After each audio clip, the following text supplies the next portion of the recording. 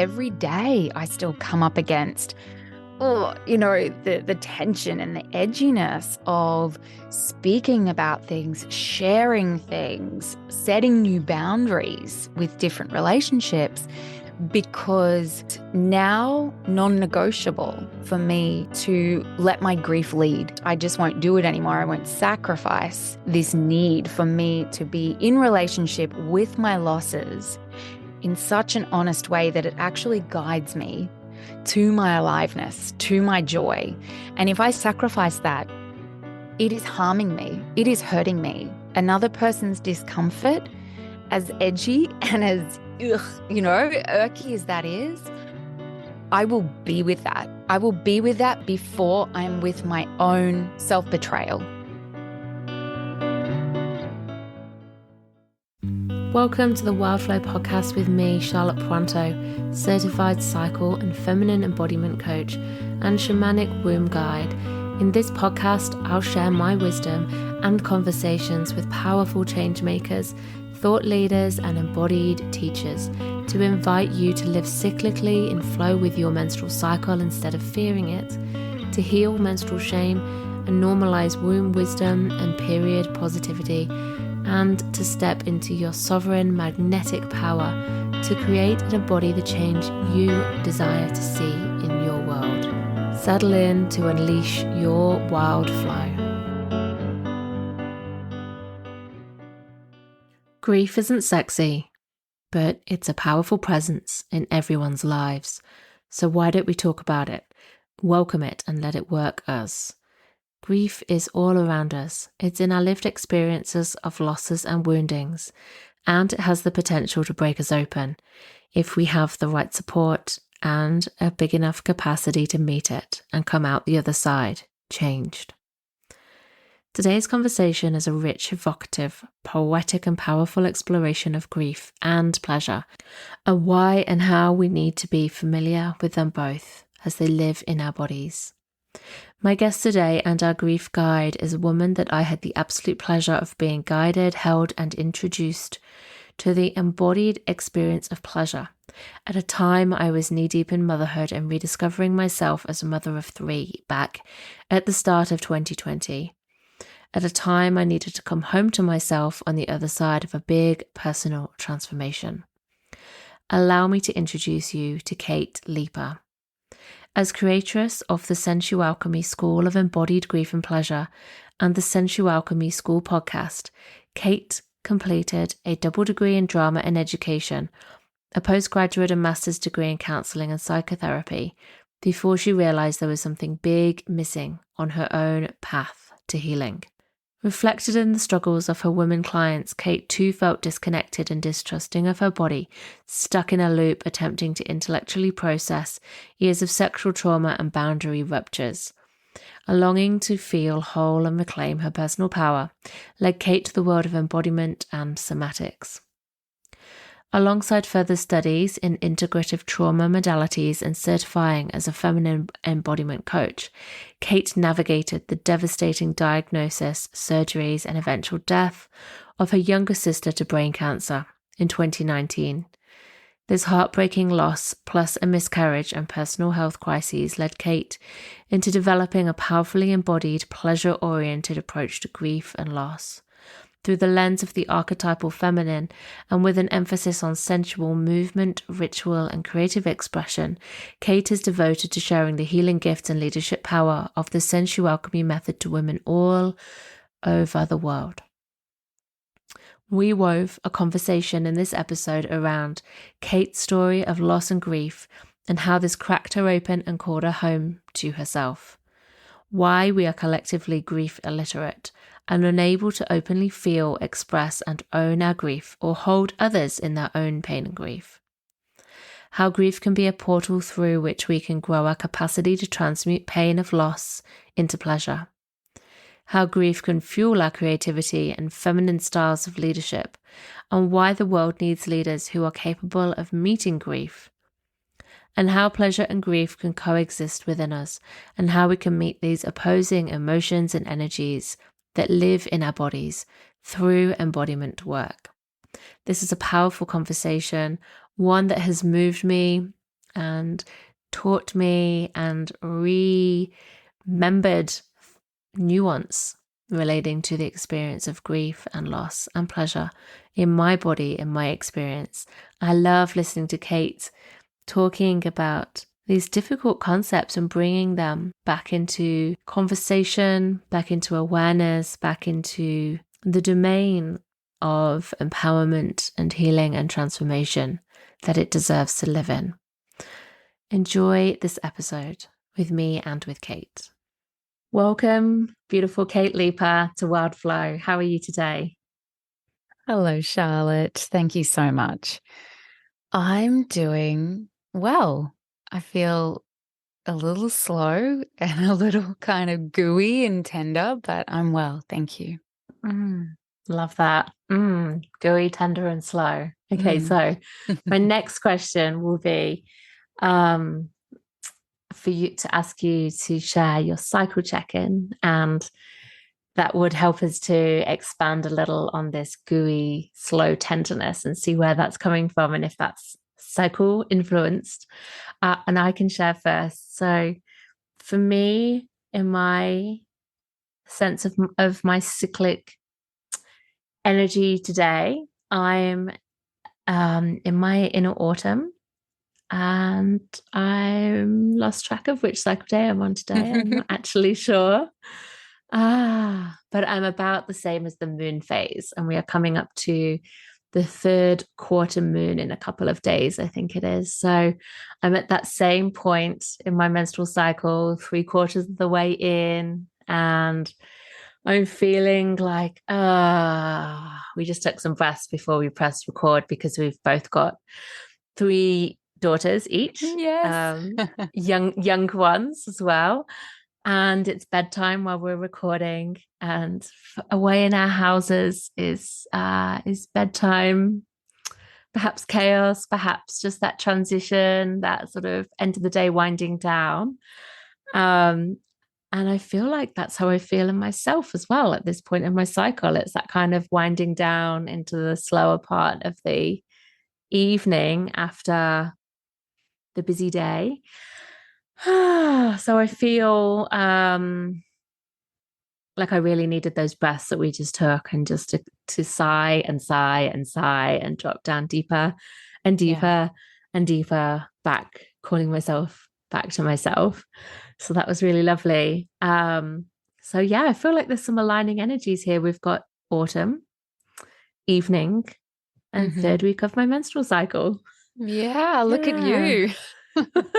It's all sort of, I wanted to say ganging up on me then. That was funny. That was the expression that dropped into my head. That's not right at all though, but just it's all aligning in that sense of like slowing down. And I can really feel it. Some tenderness, some tiredness, some where am I again? What's going on again? And I'm really looking forward to having this conversation with you. So on that note, would you like to share, if you connect to your cyclical self, maybe cycles around you, within you and around you, where you're at, what you're feeling in relation to that? Yeah, I do. And my cycle has been kind of moving around a lot more in recent months than it had been. But I'm actually on the 3rd day of my bleed today. So I'm in the thick of it. Pardon the pun. But it's been interesting because yesterday was Easter Monday, right? So we've just come off the back of the 4-day long weekend, and it was beautiful, actually. I completely just went into holiday mode, which was really welcome. And today, it's still school holidays, but kind of back in the swing of a bit more routine today. And I had the girls headed to, grandma's house and daycare so I could do some work. It was like quite the shock to my menstruating system. It was like, oh, hold up. Yeah, exactly. What you were sharing before, it's that sense of where am I, who am I, and how do I really honor that gooey slowness that I've been in, and also, I suppose, get a few things done. I didn't have anything greatly urgent on my agenda, but feel as though I was moving forward in a gentle way, particularly coming out of this really lovely break that I had. So yeah, it's but having this conversation tonight actually feels really nourishing. It doesn't feel like, oh, another thing on the list. It's been something I've been really looking forward to because I knew I could just be where I'm at, and I think there's something so refreshing about that. There is no pretense, there is no pressure to be performing, which, yeah, so beautiful. So thank you again for having me. Thank you for sharing that. I'm so glad that you feel that way and that you can be your full gooey tender self. And I'm really grateful as well that you shared that, because I hadn't thought about where we are at in school holidays and with Easter. That just didn't come to me when I was sharing my check-in, but yet it's such a big part of how I'm feeling today, for sure. And I think that feels to me quite typical of being at this point in my cycle. It's sort of like a bit kind of all over the shop and not as grounded and connected and aware, perhaps. Hopefully that will come. But yeah, absolutely. I've had this, today's been a work day. I had a group call that I led today, and I've had admin, and it's been like Phil, my husband, had the girls on school holidays, and today's been like a do day. And coming off the back of the long weekend and even a few days before that of not working at all, it just, it was a bit of I've got to work. But it's lucky I love what I do, right? Because it's a treat to be able to sink into something that nourishes me and lights me up. And I'm sure that you feel the same way with you. I can see you nodding with your work too. So yeah, it's a lucky thing. But beautiful. Thank you for sharing that and helping me drop into mine as well. Pleasure. Speaking of pleasure, we are for a conversation about grief and pleasure and the incredible work that you do. And me and Kate have known each other for a few years now. So about 3 years, we just worked out it was. I joined Kate's program, her coaching program that she was running. And I had 3 children, and my youngest was a few months old as a baby. And it was a beautiful, really nourishing group coaching program, a journey into embodiment. And it was so nourishing. It was so well suited to me as a woman back in the postpartum bubble, negotiating life, and identifying as a mum of 3, which it was an identity shift. Yeah. I think, as you have a new child, it's like, oh, I'm a mum of however many, it's a change. So to have that space for me at that time was really powerful. And I loved that work we did together. And so that was 3 years on, and your work has evolved since then. And I'm dying to hear all about it. And I'm so glad that we're having this conversation on Wild Flow, because as we'll get into, no doubt, the topics of grief and pleasure are not your average, water cooler conversation between people and women. And I think these are really juicy topics, ripe with potential for us to connect to our wild feminine, our true selves, and a lot of power and potential in that. So I'm really looking forward to finding out what you're up to and what's brought you to this. So on your website, I saw that you share a beautiful quote caught my attention as soon as I opened it up. And I would love to ask you that question. Would you like to begin by sharing with us, how did your broken heart call you home? I just got full body goosebumps at being asked that question. I feel like there has been many paths, actually, that my broken heart has guided me towards, and that has ultimately led me to a sense of greater and deeper home in my own body. And I'm still walking that path, walking the many paths. I'm certainly not, and I never, ever speak to arriving anywhere on this homeward journey.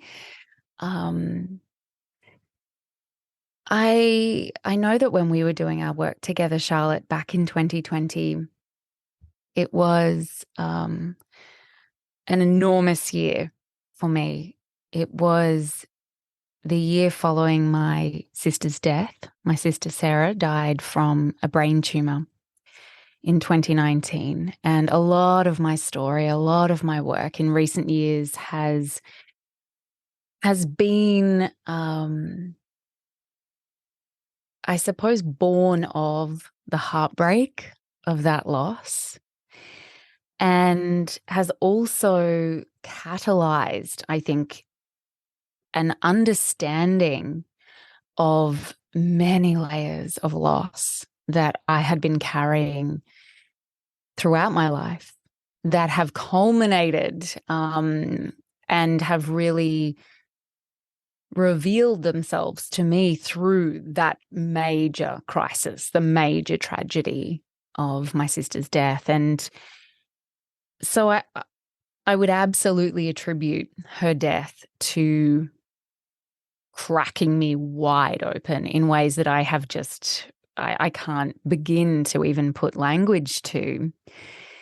And that year, 2020, I also was right at the beginning of 2019. I fell pregnant again, surprisingly, with my gorgeous third daughter. And so 2020 was also this it was just madness. I was reconciling this pregnancy, which was a complete surprise. And also now, and I think I began to really understand it as the pregnancy progressed, an incredible healing blessing as well. And so as I have too navigated this identity of mother of three girls, particularly, there has been so much heartbreak that has surfaced in really facing so many losses, I think, as I kind of, mentioned before, that being a woman and seeing the world through the eyes of a woman and the many woundings that I've acquired just because I am a woman in this world, as many of us are, that has been huge for me as I've been looking in the little eyes, of these three little women. And so all of these heartbreaks are like threads, are just kind of weaving themselves now. In my life, as I've just turned 40, it's kind of like, right, okay, I've lived a considerable life with hopefully a lot more, but here we are, and grief has played a really phenomenal role in shaping the woman that I am. And and heartbreak has really been at the core. Thank you so much for sharing, Kate. I really respect your capacity to speak to the losses and the heartache and the tragedy that you've experienced, because what I can really sense from you in that and what you've shared is that has you said cracked you open, and I know that feeling so well, but also that is what has catalyzed this path for you, and you are here to share what you have journeyed through in a way that can be helpful and healing to others as well. And that's such a gift to receive for others, because we are not comfortable talking about grief. It's not sexy. It's not welcomed.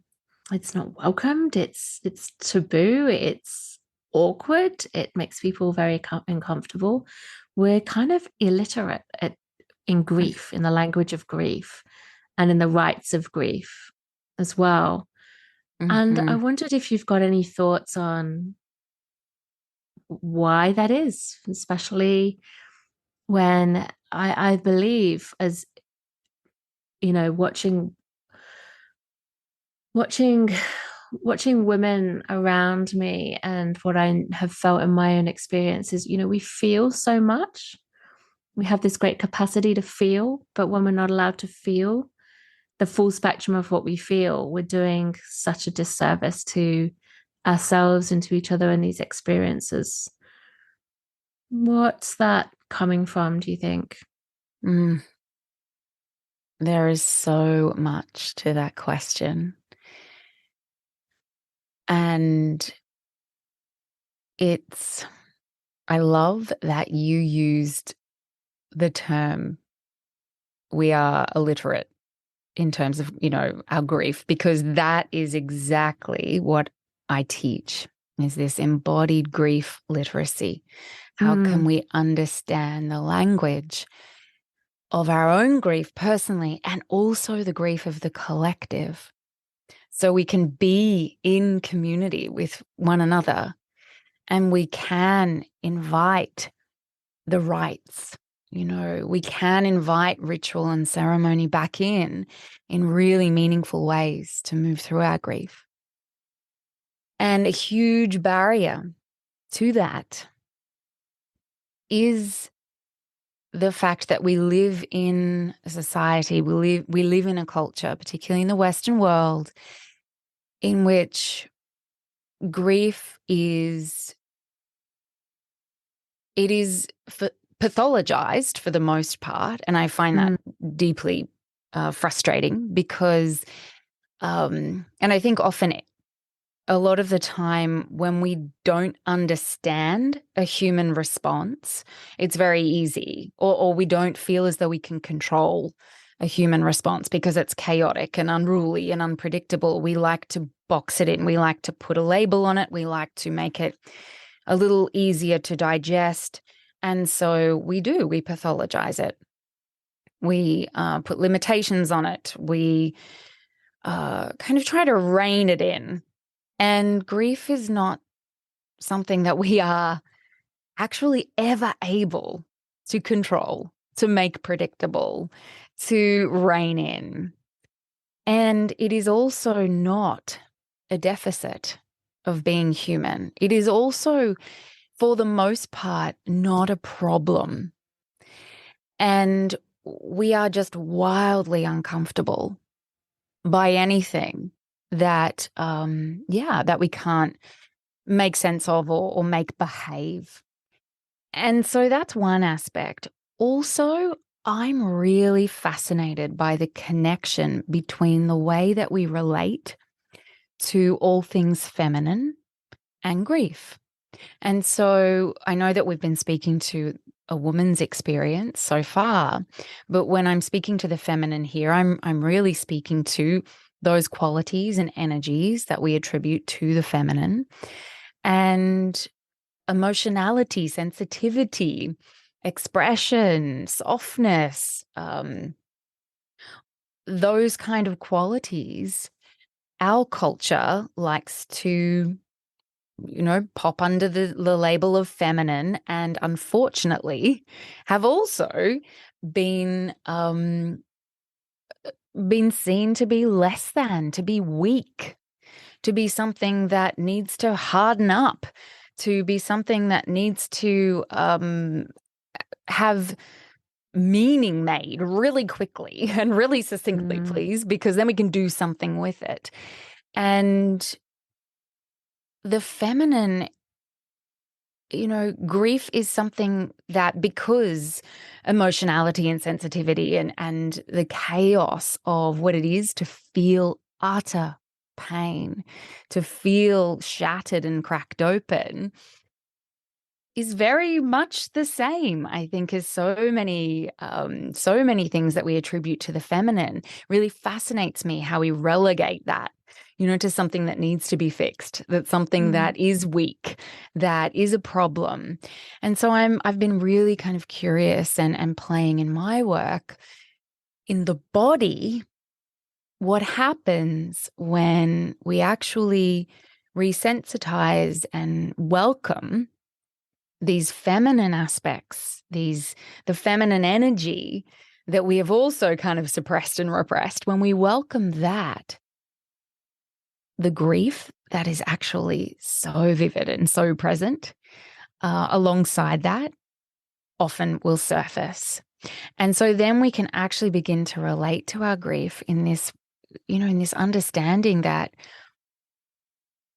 it is just as precious and just as vital as everything else that we've been taught we must aspire to. It is just so valuable in our human experience and really a gateway to feeling alive, just as it is to be reunited to all of our feminine selves and all the wounding that has been afflicted, for generations and generations. So it's a really long answer for you, and there's so many threads in that. Obviously, I could go in so many different ways, but that's really just what's kind of feeling top of heart tonight. Wow, what a stunning answer. And as you spoke, I thought, oh, yes, you've illuminated threads that I had maybe forgotten or desensitized to, or hadn't been at the forefront of my awareness. And oh yeah, it just feels so, the pain of as not being able to express our grief as well. It's great, isn't it? It's so intense. And when we hold on to it and we stuff it down, then it can make us sick. It's much healthier to build a capacity to feel it and relate to it. I'm curious, when you are speaking, I was just aware of how much overlap there is with attitudes towards menstruation, the menstrual cycle, the body.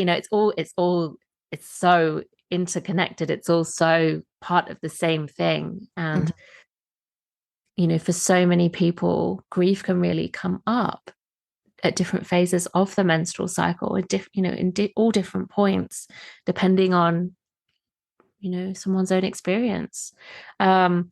And like with those emotions that can come up then, which may very well include grief, when we're not able to share our fullness, and we have to hold ourselves back and make ourselves presentable and make other people comfortable and hide our blood, our bodies, our grief.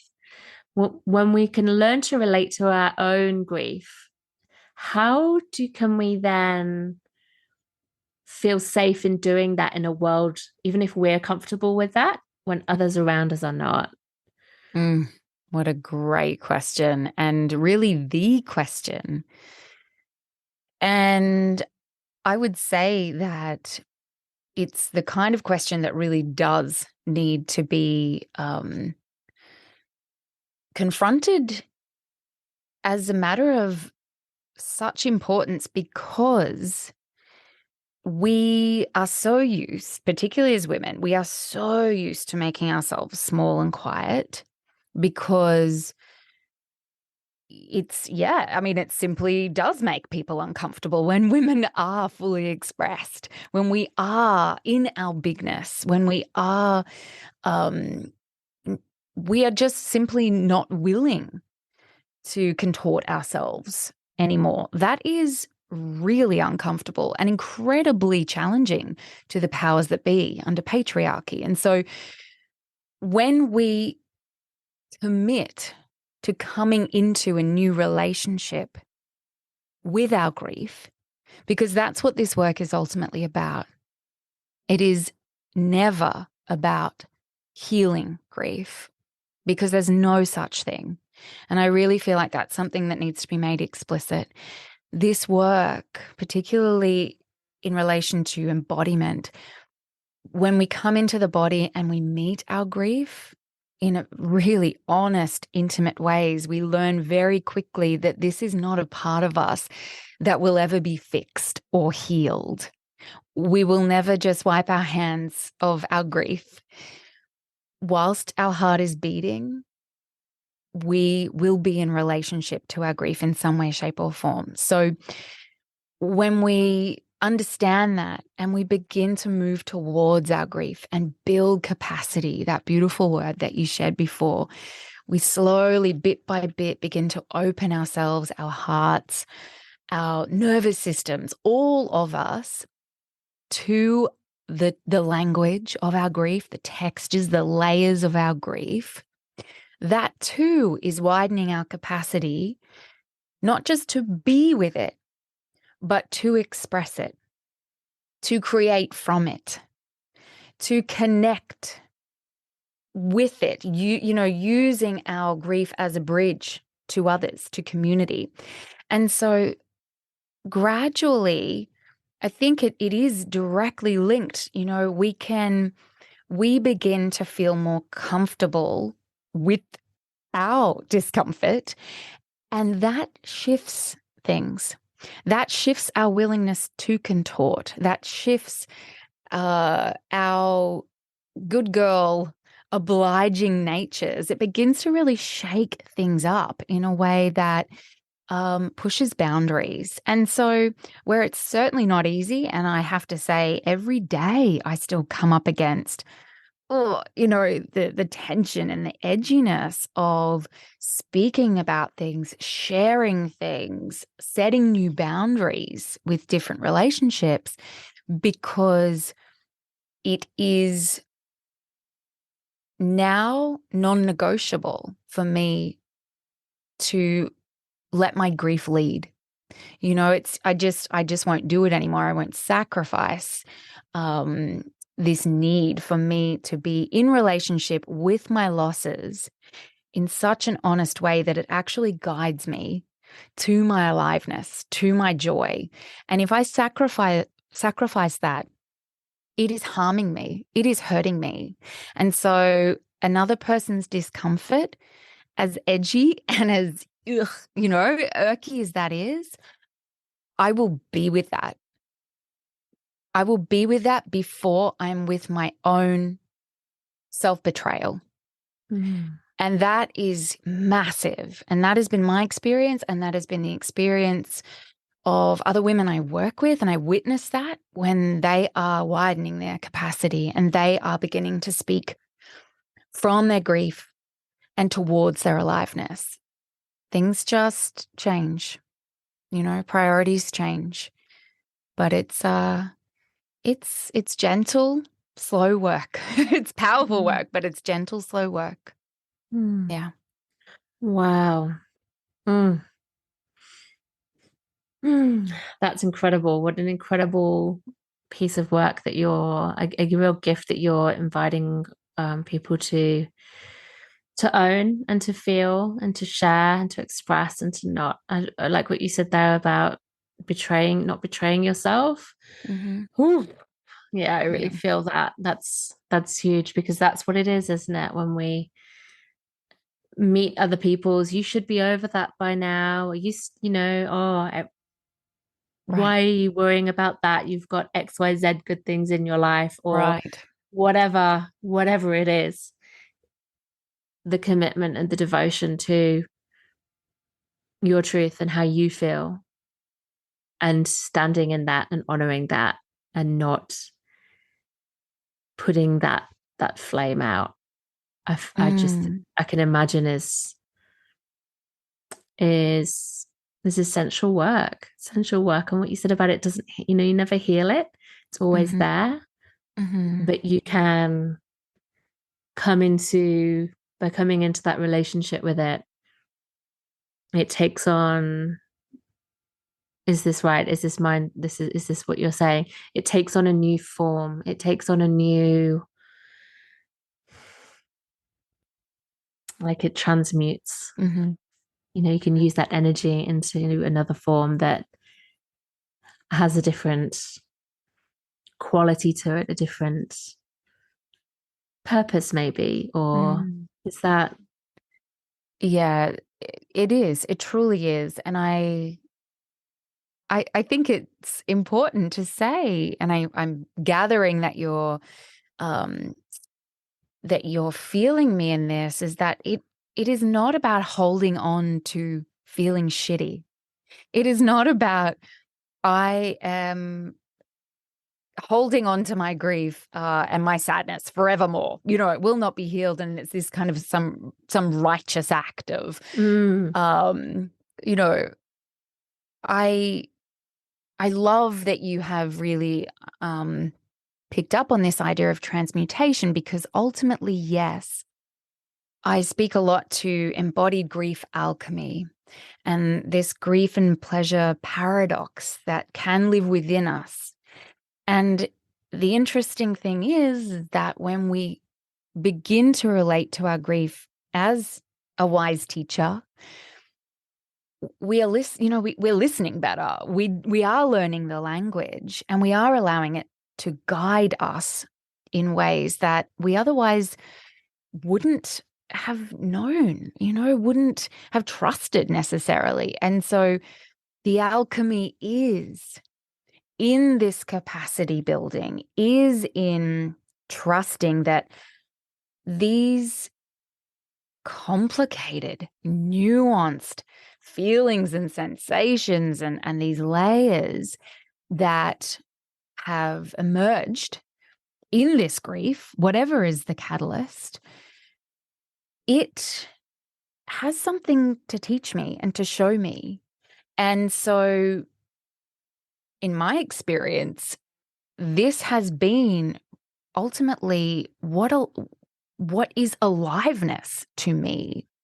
What is it that my body needs to feel whole, to feel sensual, to feel in contact with the earth and with other human beings and all beings, to really know what it is to be alive?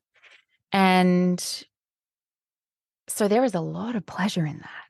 And this is the kind of pleasure, again, that patriarchy really doesn't want you to know about, because when we are in contact with this kind of aliveness, and our grief has been like the portal there, I mean, we just can't, that can't be stopped. That's like a runaway train, and it is just so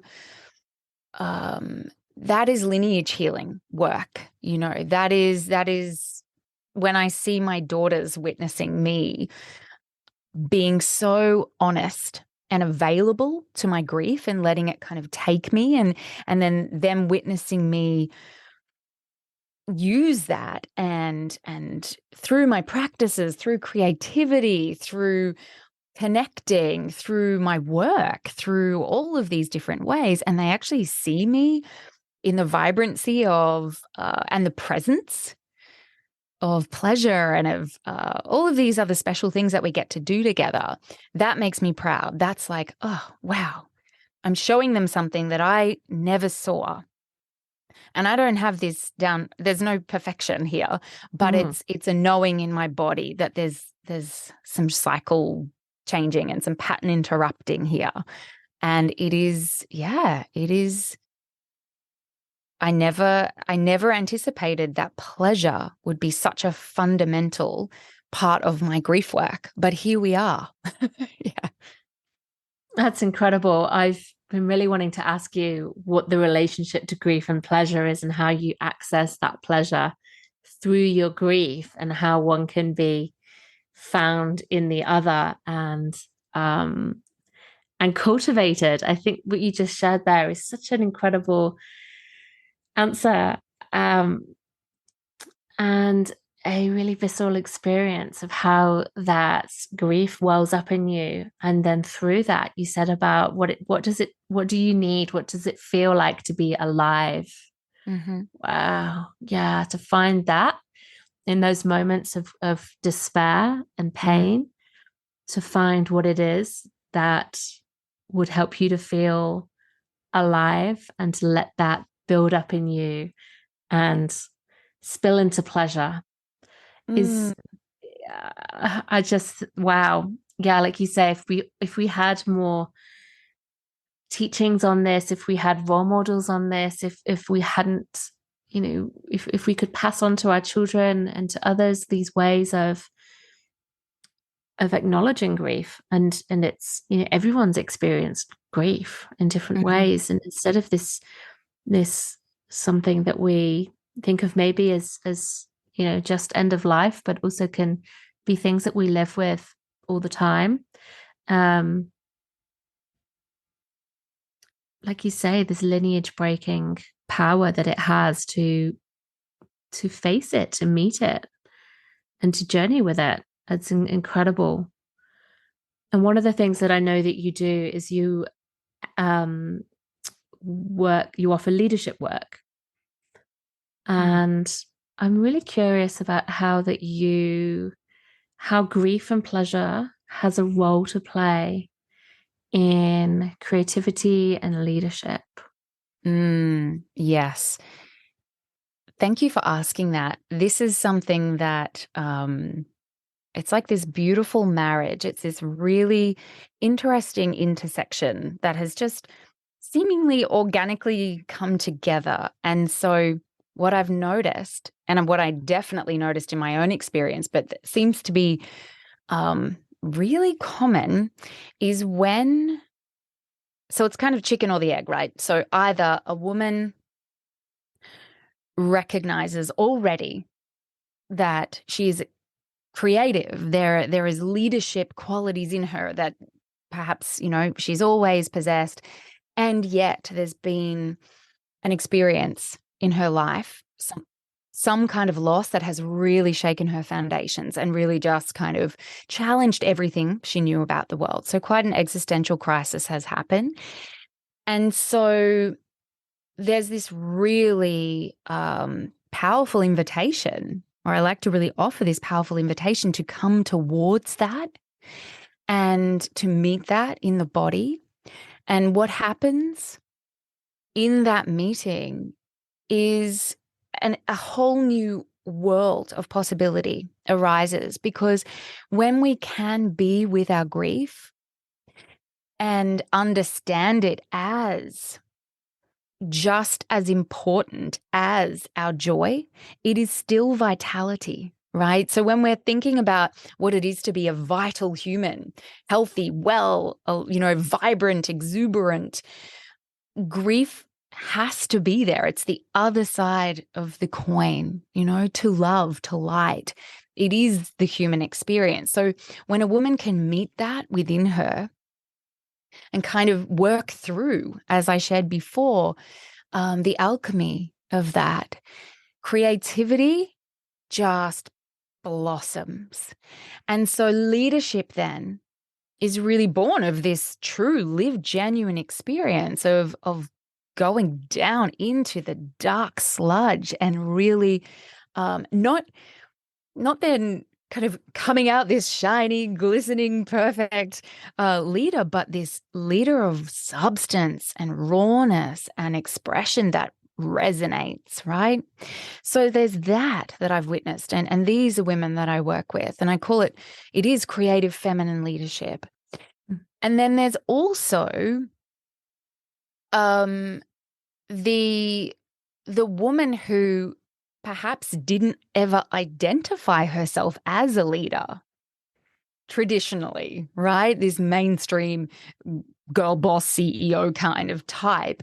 It's like, no, that's definitely not me. And yet something happens.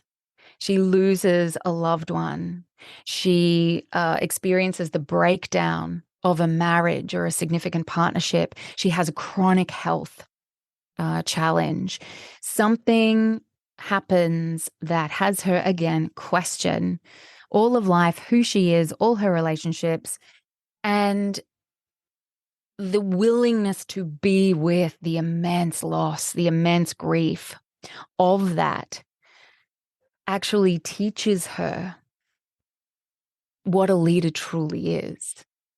And it is, again, that is, I just bow to these women who I have the privilege of working with, who actually meet themselves as a leader in the process of this alchemy work, in the process of coming home to her body in an entirely new, beautiful, powerful way that acknowledges and fully honors the depths of her broken heart. And so it's really fascinated me, actually, and I'm so deeply passionate about supporting women leaders in this work because our world needs it desperately. Our world is craving women leaders, but feminine leadership in all shapes and forms, leadership that prizes equally the energy and the qualities of the feminine, and that and grief is an enormous part of that, because we need some serious humanity, and we need to do some pretty drastic work and make some pretty incredible change. And I really believe that creative feminine leadership off the back of this grief and aliveness work is a big piece of the puzzle. So I'm kind of journeying with that. That's fascinating. I think it's incredible because what you just said there, I really agree. I think that the state of the world that we're in with, on the global scale in communities and health and the economy and just all of the things, everything is in such a crumbling, sick state. And to be able to stand in that and not gaslight everyone, it's fine, right? It's fine. We're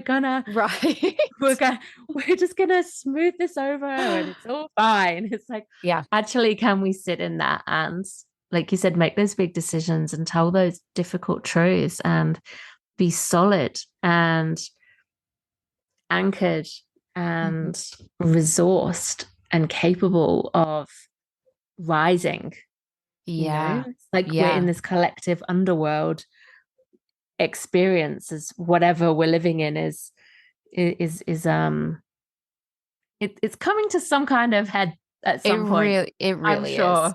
Yeah, it So, really is. We're really in this place of death and destruction and sickness, and from that we have to rise. You talk about the collective grief, not just the our individual experiences. I wonder if we can harness those to collectively help this planet to alchemize the state that we're in and come together. And we need embodied leaders who are capable of feeling and not being stuck in their ego and power grab. And I really feel when you have described this grief work, that just how important it is to reclaim this very valid place that it needs to have in our conversations and in our culture. It's big work. It is. Big brave work for sure. Yeah. I love also, I just want to pick up on this, the word resource that you use, because that is the pleasure component. We can't actually have the relationship to our grief that we need unless we are resourced by all of the things that support us to feel good, that support us to see the beauty, feel the beauty of the world as well. And that is just as, if not even a teeny bit more important, right? Because that is what keeps this work sustainable, is the resourcing piece. And so I'm not speaking about just having a lovely bubble bath every now and then. I mean, of course, these things are beautiful, when I speak to pleasure work, this is, again, completely reconfiguring our idea of what pleasure is. It is taking pleasure away from the male gaze, from capitalism, from all of these kind of things that we have tangled, particularly feminine pleasure, up with, right? We don't need lace and red lippy and all of these things. Yes, I happen to like those things as well. And pleasure that comes from the inside out and a sense of aliveness is something that is a practice. It is about deeply cultivating a relationship to self. And so my relationship to pleasure and aliveness in my body is going to feel different to yours, Charlotte, and different to everybody else's. There might be commonalities and this beautiful ripple that happens. But ultimately, I need to find the ways that resource me so I can stay honest and true to my grief. And that resourcing piece, I just think, really needs to be highlighted. And so these are things that we need to be taught and practice. And, we don't just wake up one day going, yay, I can, look at me. I've broken down all of these walls. It is, it's work we can't do in isolation. And it is about understanding our bodies, our culture, all of these different ways in which both our grief and our pleasure have been stigmatized and taboo and exiled. So, both so important. Thanks for sharing that and speaking to that. I think it's a really important part of the conversation, like you say, like reclaiming grief and reclaiming pleasure, and then trusting what it means to us and what feels good to us and what we, like you said, what we need to come to aliveness. And I'm curious if you've got any guidance for anyone who's listening who's like, oh, I've been wading through grief, or I'm curious of learning about this. What I feel you're speaking to with pleasure as well. It's so much stronger and deeper and powerful. Like you say, it's not that flimsy surface level cliche. Mm-hmm. This is really deep work. If somebody's thinking of they're either learning or wanting to learn and be really deep in integrity around these topics, what maybe are some practices or first steps that people could tiptoe towards? Yeah, definitely. And let's emphasize that it is also about a readiness. I really work with women at this point.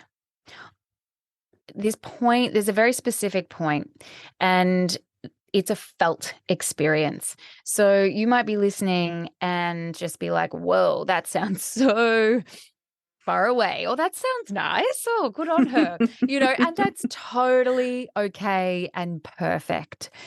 And usually the woman who feels that little niggle, or there's that whisper of, there's something in this for me, perhaps there has been a significant loss or change or transition that has happened. And maybe it is recently, maybe it is some time ago, but it is lingering.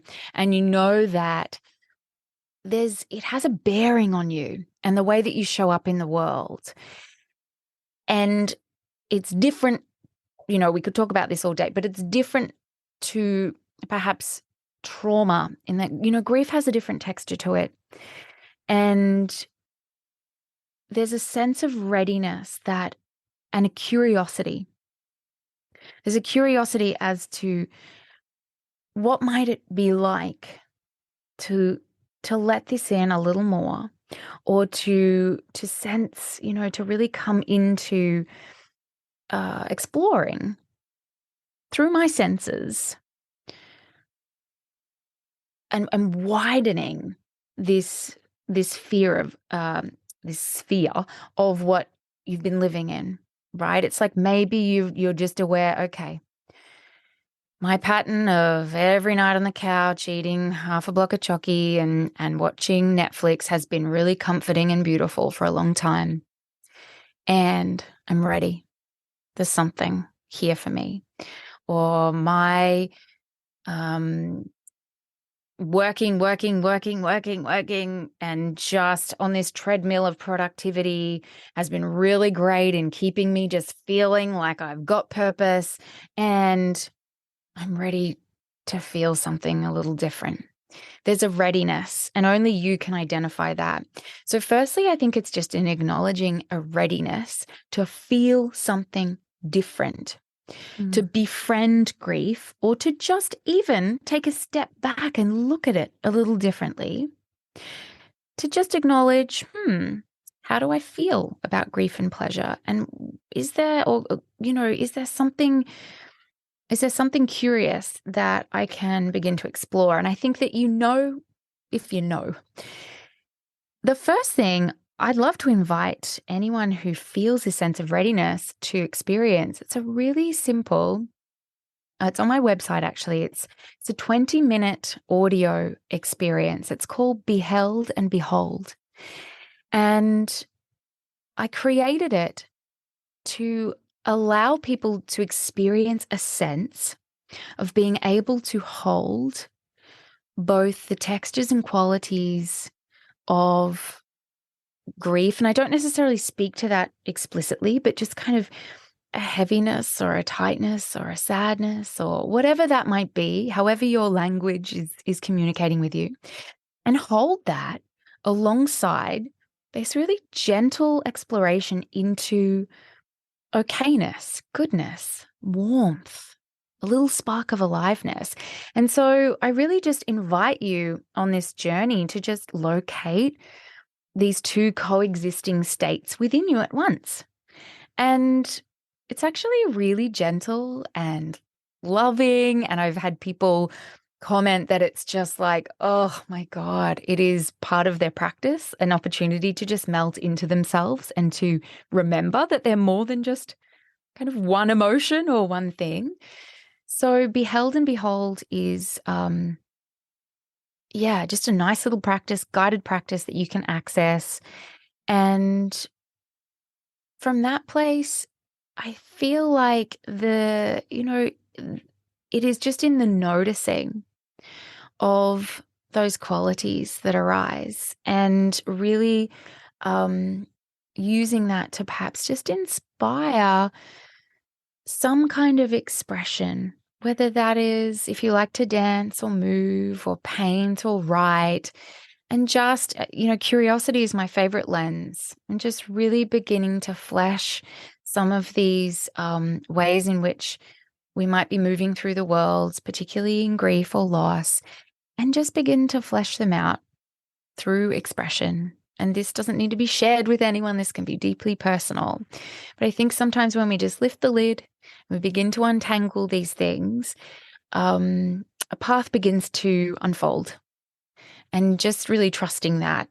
So if you're ready, I just wish you all the love in the world to just be, to just take the plunge and get curious. It just sounds like such a gorgeous, soft and gentle hug. Good. And a really beautiful, tender way to meet those two different energies and qualities that might be alive in us, and this complexity that we can have as humans, where we can feel these opposing emotions and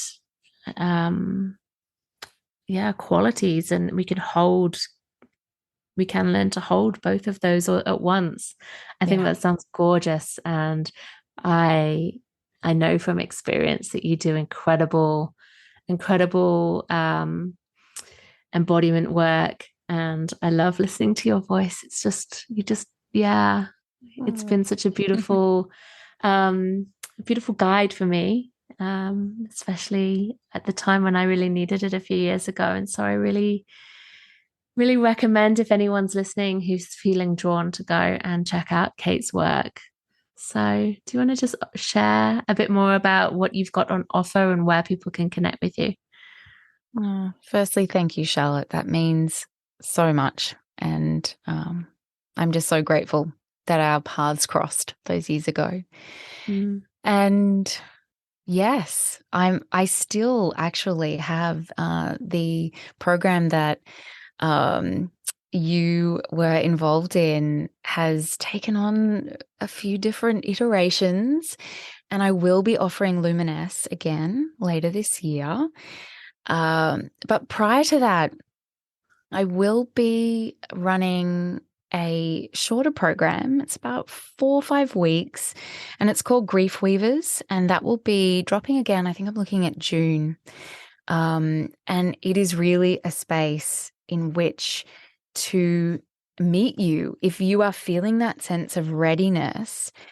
It is a program that is ultimately about learning the language of your grief, but through the lenses that I've spoken to a little bit today. So understanding the culture around grief and why it is that we do have these challenges, understanding our own body in grief, how we can support and resource ourselves.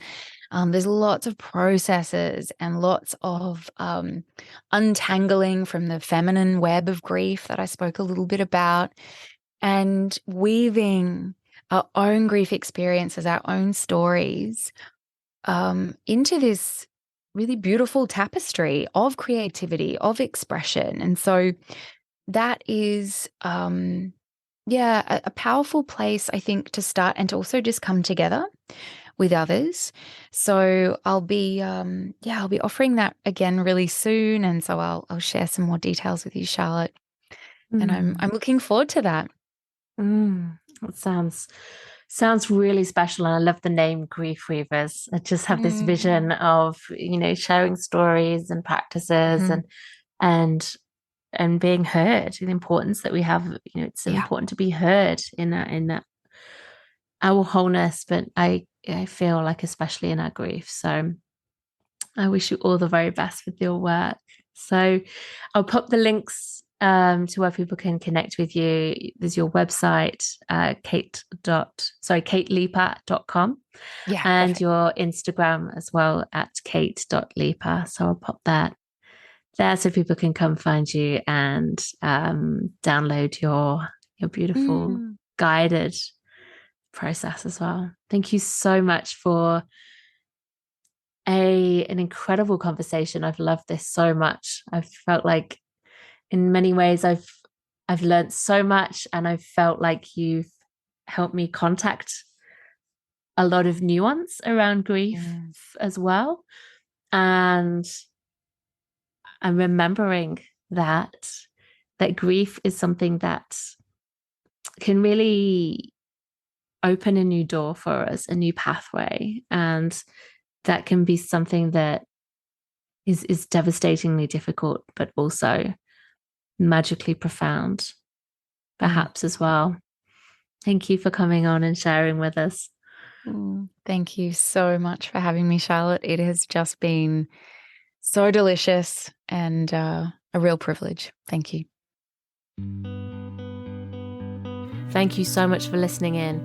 If you're loving this podcast and you'd love to help me spread the wisdom shared, please leave a review or rating, or share this with somebody who you think would love to listen in.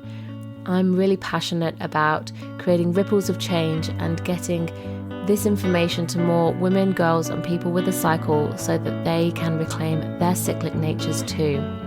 And if you'd love to dive in deeper with learning more about how to connect with your cycle and rites of passages, come and join our free Wild Flow Circle community, or choose a course and learn with me on my online learning hub. All the links are in the show notes. And until next time, be well and go with the flow of your cyclic nature.